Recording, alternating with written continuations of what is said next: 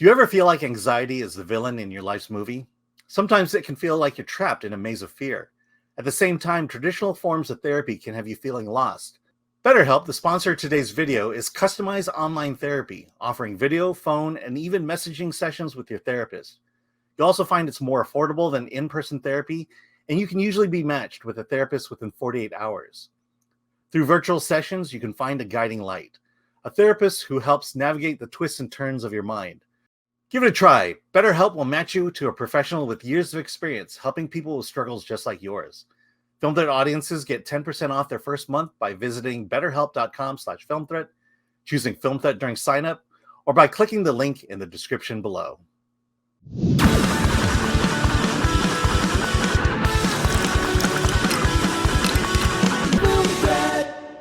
Hey, welcome Dante James from Verbal Riot Show. Dante. Hey, how's it going, boys? I'm good. Somehow I made it back sooner than you. So yeah, I don't even know how that's possible. That's crazy. But we have now all seen Furiosa, a Mad Max Saga. This is an early review, no spoilers. So we're not going to talk about much of the last half, or at least the last third of the movie. But let's get overall impressions. Alan, starting with you, then Dante, and I'll go last. Yeah, I'll say I felt the same way about this movie that I felt about Fury Road. It's too damn long, but it was fun, and I kind of like the world building, but I still have problems with this hybrid CG practical world, and had that problem with Fury Road, and I had that problem with this one. Yeah, Dante.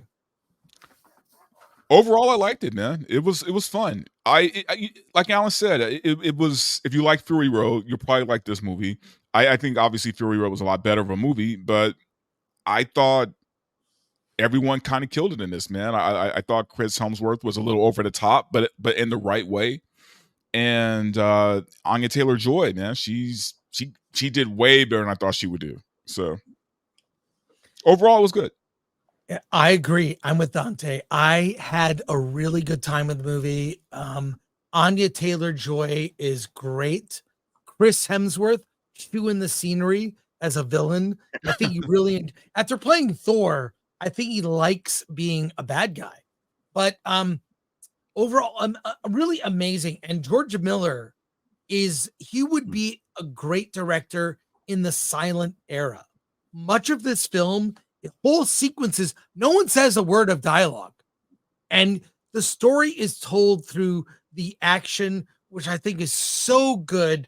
There are problems on the front end and the back, mainly the fact that obviously it's the story of Furiosa. This felt like, I said this to both of you after the screening, this felt like a 4-issue prequel comic that explain the lore of Gastown and the Citadel and like all these other places, how they came to being, right? What the purpose was, all the lore, the war boys and the Ravagers out in the the wasteland.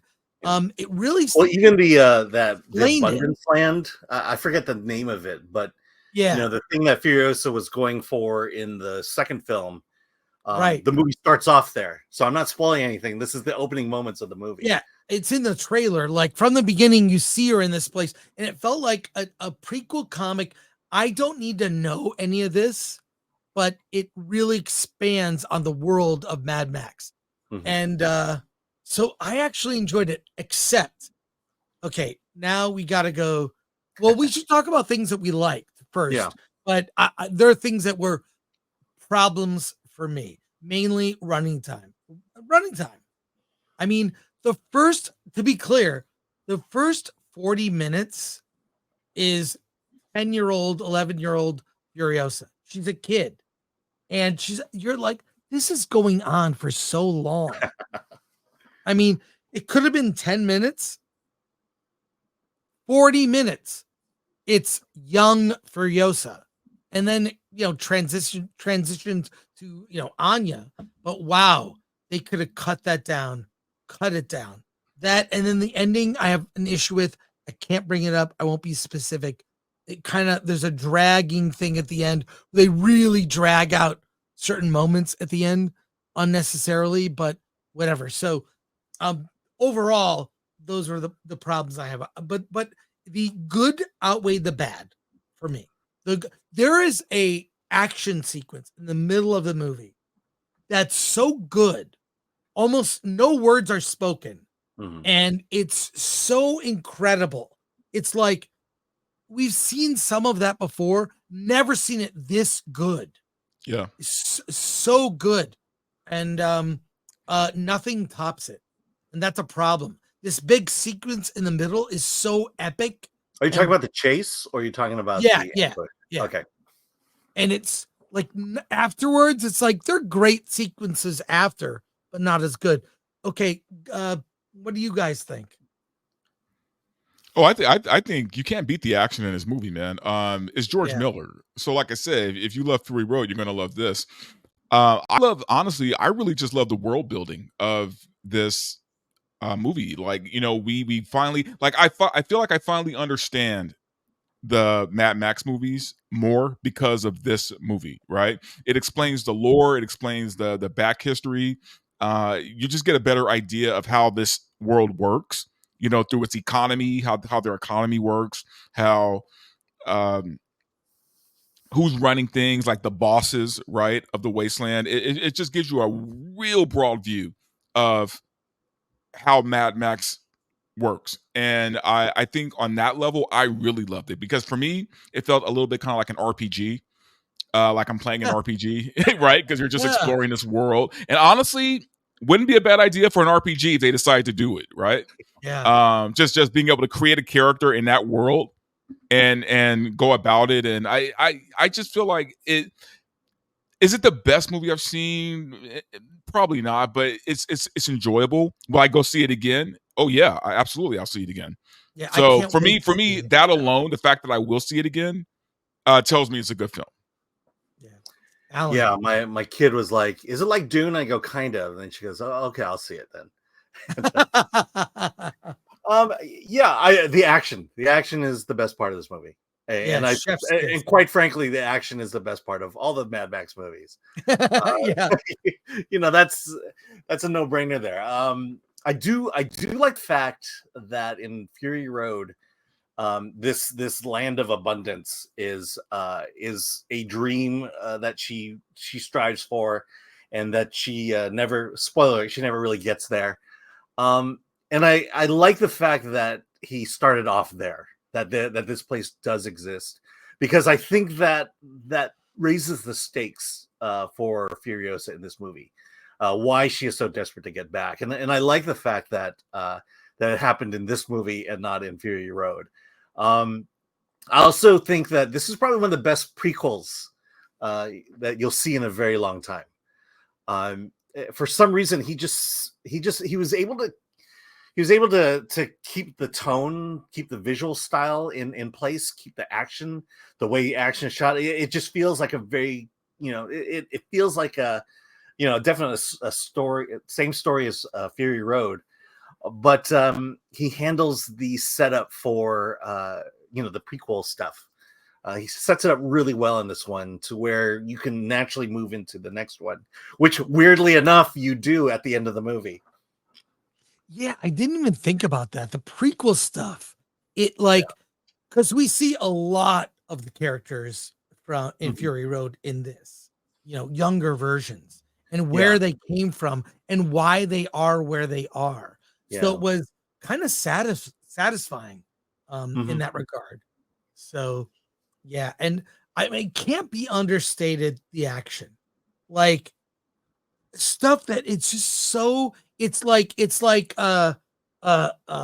poetic, or just like ballet. It's just so well done, you know. And the War Boys, and the fact that it's more of the lore of, you know, the different factions, right, and how they worked. And Morton Joe's sons, Scrotus and Rectus.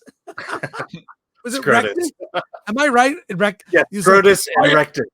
I am Scrotus. You're like, okay, and I'm Rectus, and you're like, it was just hysterical, like where the world had gone. And there's also this really cool, this is why I compare it to a comic, like chapters. It'll say like one, and it says there's like 5 or 6 chapters that kind of Yeah.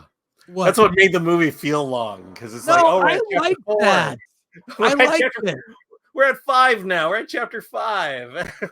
I thought that worked. If they could have trimmed this movie down to just an even 2 hours, I think it'd be perfect. It would be a perfect movie. I don't think the 30 minutes extra helps this film at all. Yeah. Agreed. I mean, once Anya Taylor-Joy shows up, I'm thinking to myself, oh, is this the halfway point in the movie? And I'm like, It was I just 40 minutes in, around 40 minutes in. I know, but it feels like 2.5 hours.